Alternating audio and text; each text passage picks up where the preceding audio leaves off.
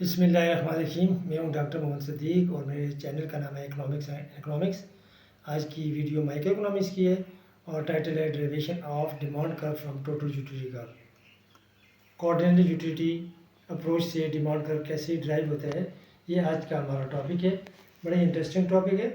इसमें आपको एक सवाल का जवाब भी मिल जाएगा जो अक्सर लोग पूछते हैं कि डिमांड कर्व में एक्स एक्सिस पर क्वांटिटी डिमांडेड मेजर की जाती है, जबकि प्राइस वाई एक्सिस पर मेजर की जाती है। तो ये उलट क्यों रूल है? क्योंकि क्वांटिटी डिमांडेड तो डिपेंडेंट वेरिएबल है, तो डिपेंडेंट वेरिएबल तो हमेशा वाई एक्सिस पर मेजर किया जाता है।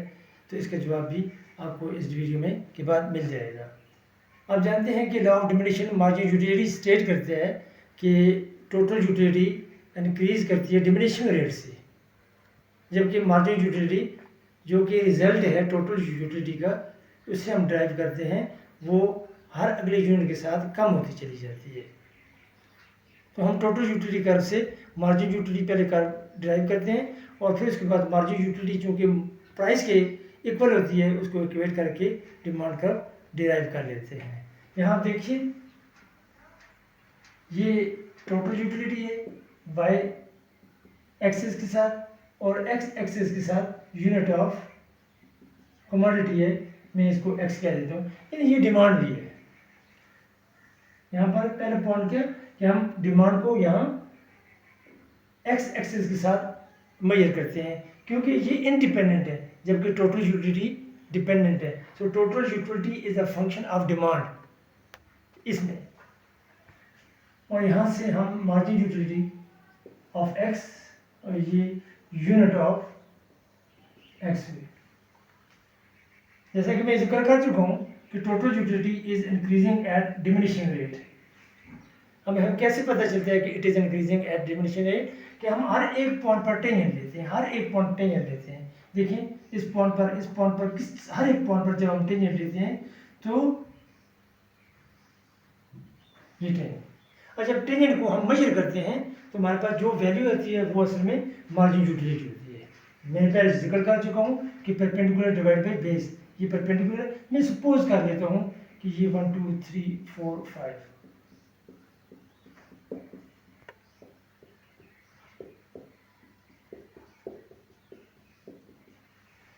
आसानी के लिए मैं न्यूमेरिकल एग्जांपल ले रहा हूँ।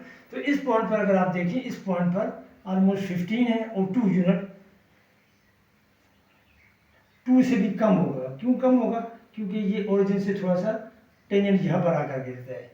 तो ये 1.5 सपोज कर लेते हैं, तो 15 डिवाइड बाई 1.5, तो ये 10। तो 2 यूनिट पर, यानी यहाँ 2 यूनिट पर हमारी मार्जिन यूटिलिटी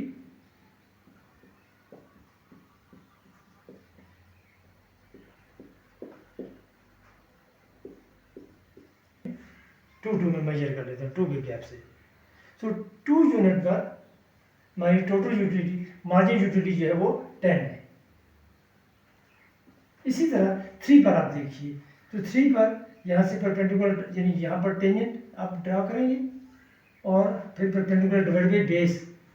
सो इसी फार्मूले के तहत जब हम मार्जिन यूटिलिटी का कर्व ड्रा करते हैं तो ये इस तरह होता है। जब टोटल यूटिलिटी मैक्सिमम होती है तो मार्जिन यूटिलिटी 0 जाती है, और जब ये नेगेटिव स्लोप होती है, यानी टोटल यूटिलिटी जब गिरने लगती है तो मार्जिन यूटिलिटी नेगेटिव क्वाड्रेंट में दाखिल हो जाती है। इस तरीके से हम margin utility curve total utility curve से डिराइव करते हैं। अब आगे जाते हैं।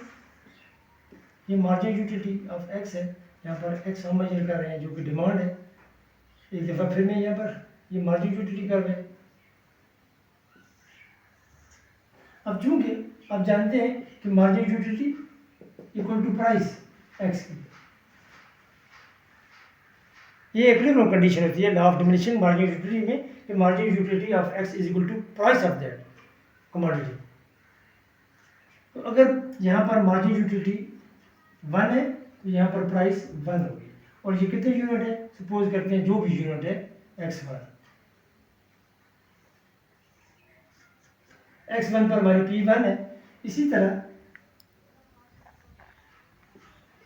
MU2, यहाँ पर आप देखिए X2, X2 जब ज़्यादा होगी तो मार्जिन यूटिलिटी कम हो गई है।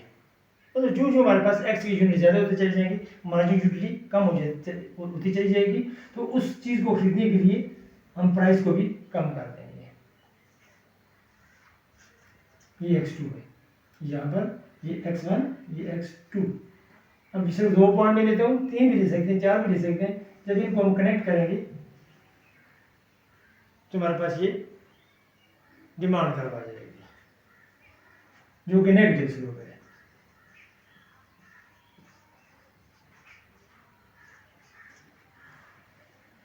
तो देखिए कि डिमांड कर्व हमने डिराइव कर लिया, जिसमें प्राइस वाई एक्सिस पर है और डिमांड यानी यूनिट ऑफ एक्स जो कि डिमांड है वो एक्स एक्सिस पर है।